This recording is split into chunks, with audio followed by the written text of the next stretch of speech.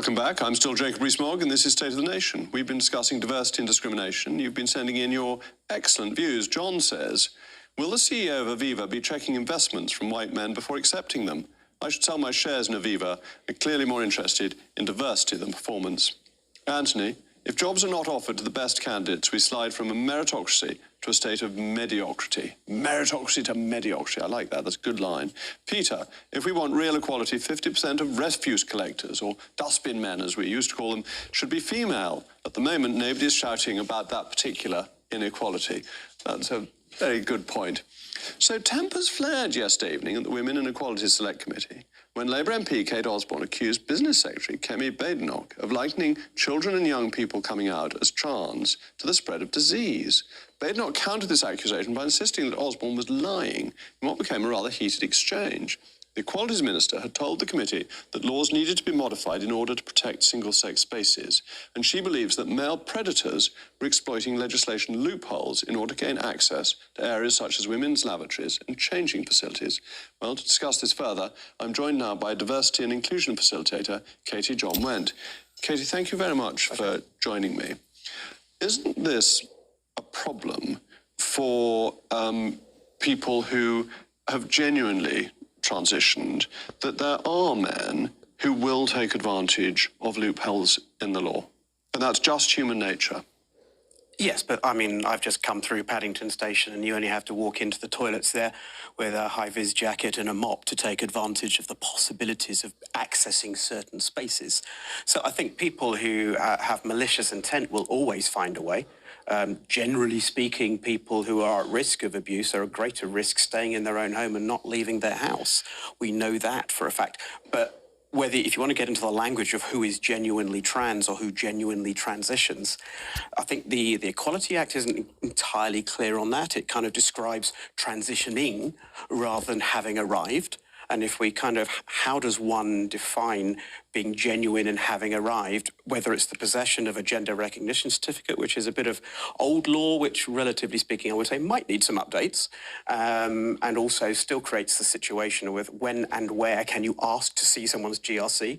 And is that the paper equivalent of asking to see someone's genitals? How do you inspect and police something as vague as who is genuinely trans? But this is important because we've always lived in a society in this country where you don't have to show your papers. And I would hate to see a society where we had identity cards and you had to show your papers to go to the loo. That would be pretty ridiculous. But you also need to have some understanding of what is genuine and what is not, and that the ability, if the law provides it, for people to pretend is actually harmful to those who have genuinely decided to make what must be a very difficult decision. And it is a difficult decision. I made it, and it was a struggle, and it was very much for myself a kind of last resort, which is actually some of the words that Kemi used, describing transition for many. It should be available, and for many, though, it should be perhaps a last resort. I think you've got a dilemma because, as you say, we shouldn't get to the situation where we have to produce ID cards to gain access to anything. That said, to travel, one needs a passport. Passports come in two flavours, male and female, except for the countries that allow the third option. We don't. It gets continually kind of asked for here and never gets any further, usually championed by the Lib Dems. But it's not something that you can do, bring up a passport or a driving licence or a gender recognition certificate at a doorway to access a particular service. And my neighbour and friend Linda Bellos is very hot on the Equality Act, and she, as a lesbian woman, regularly gets kind of challenged on her gender almost, because if we're doing it based on who looks like what, it's based on kind of gender and beauty standards on who looks typically male, who looks typically female. And at the end of the day, do we really want to be confronting people like that? When you talk about fraud, when you talk about people kind of with malicious intent, the dressing up, if you want to call it that, I'm not saying that's what trans people are doing, but if you're going to call something dressing up as the act of error in itself, as opposed to the act that you do after you've dressed up, the real fraud is not the fraud itself, but the act afterwards. Well, and that's what we should be policing without policing appearance. Yes, but how do you get to this? Because I know you'll say hard cases make bad law, but when you get sex offenders who in the process of being convicted, suddenly say that they are not a man who has carried out a rape, but they are in fact a woman, so they can go to a woman's prison. This is not something that the state could possibly go along with, is it? And we've already changed that. I've actually spent quite a lot of time working extensively in with the prison service over the years, from before there was ever a prison service instruction on trans. I was never working with it in a trans capacity, but I was working with them in a different capacity, but actually was transitioning whilst working with them. So they used to regularly ask me, Katie, can you give us some off-the-cuff advice about what do we do with our trans prisoners? We're currently doing this. Each individual prison had their own policy, and some were acting on what you might call common sense.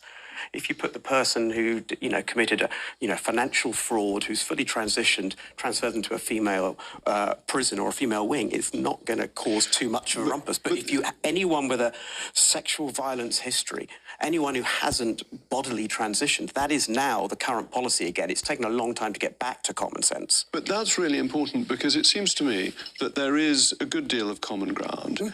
That it's based on what is somebody really doing, but therefore you need to make inquiries, and that the extremists in the trans debate actually do harm to people in your position. They make it harder for you by saying that if tomorrow you decide you are of different sex, everyone must accept that. That clearly can't be the law, can it? Well, anytime you shut down debate, I believe you're already losing your argument. That doesn't mean debate should take place with venom. I think being able to humanise the person you're debating with or discussing with or trying to change law with, whether that's across the benches kind of politically, whether it's across the barricades between trans and gender critical, whether it's Israel and Gaza, whatever it is, you have to be able to humanise the person that disagrees with you if you yourself want to be humanised and understood. And that means talking. I get into a lot of trouble because I choose to talk with those who might disagree with me. And only if we talk can we actually create consensus, coexistence, and ways to navigate society where we get on with it. We create society not by making everyone the same or making everyone agree, but by coming up with consensuses and coexistence that enable different faiths, different viewpoints to cohabit together. I've always thought it comes down to the individual. Thank you very much, Katie. Well, here there's the scuffle that took place between the business secretary and Kate Osborne, the Labour member for Jarrow. You've made statements that contradict some of the best available evidence, including the government's own data. For instance, the LGBT survey that showed that there's no evidence of trans in a way the gay, but substantial evidence that trans people were at twice the risk of being exposed to conversion practices. And you've also made these statements using inflammatory language that likens children and young people coming out as trans to the spread of a disease. I've never said that. That is a lie. Well, that is a lie. And I think you should withdraw that statement. That is a lie. You are lying. You are lying. I'm not lying to you. You are lying. I have never ever used the word disease. And I think this is exactly what I'm talking about. You are making statements in a select committee that are untrue. You've just called me a liar. Can I just remind the Minister that is unparliamentary? Right. Language What she has said is not true. With me now is my panel, editor of Conservative Home, Paul Goodman, and GB News' senior political commentator, Nigel Nelson.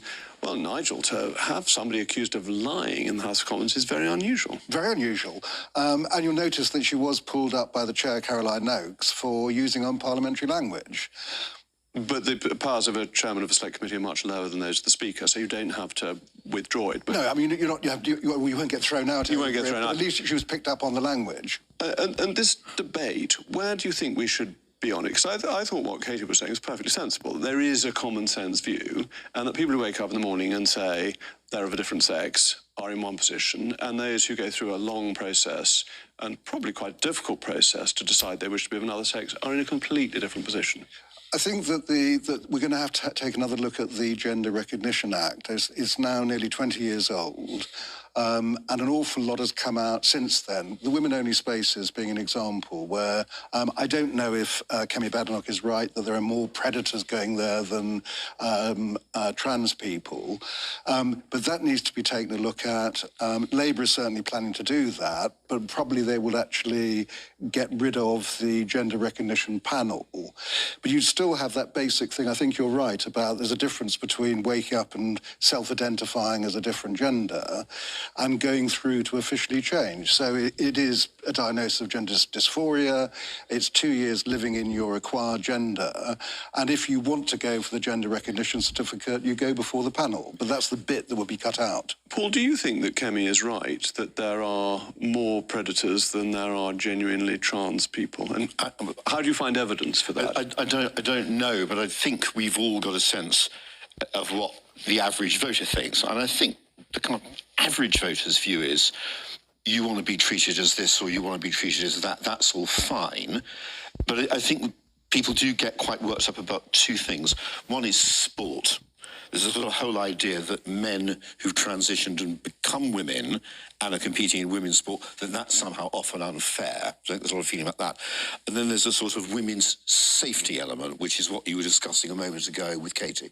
Yes, and that's clearly important. And the prison issue is fundamental because criminals are naturally going to play any system, aren't they? That's why they've fallen foul of the law and gone to prison. So if you make it easy for them to go from a man's prison to a woman's prison, that must be a great temptation, because the assumption must be that women's prisons are gentler places than men's prisons. So the other element of it that's very important from the public's point of view, and everyone's point of view, is the position of children. So if you are 19 years old, and you decide you want to transition from being a man to a woman or vice versa, it's kind of one thing.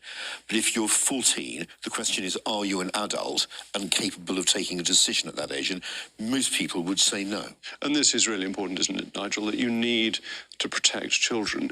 But the point I was making to Katie was that the militant trans lobby make it much more difficult for that very small number of people who genuinely have issues with their sex or gender. Yes, so the whole thing has become too polarised between two sides. I think the way that, say, J.K. Rowling's been treated is absolutely appalling. That shouldn't happen, trying to basically stop her free speech. When it comes to things like children that you mentioned there, I think we have to take this on a case-by-case basis. There are children who suffer from gender dysphoria, who feel that they were born in the wrong gender and want to do something about it. If you're going to use if you're going to use puberty blockers, puberty blockers, sorry, yeah, then you ought to use those early. So that's quite important. So I don't think you set an age when a child could start doing this. And this ties in with conversion therapy. Is it reasonable for parents to say to a 14-year-old who's thinking of changing sex, I don't think this is a good idea? It depends what you think the role of parents is, but parents should be able to do that, I think, without their conversation being criminalised. Yeah, well, I certainly agree with that. Thank you to my panel. Coming up, should we give young people in Britain what they want? Authoritarian dictatorship?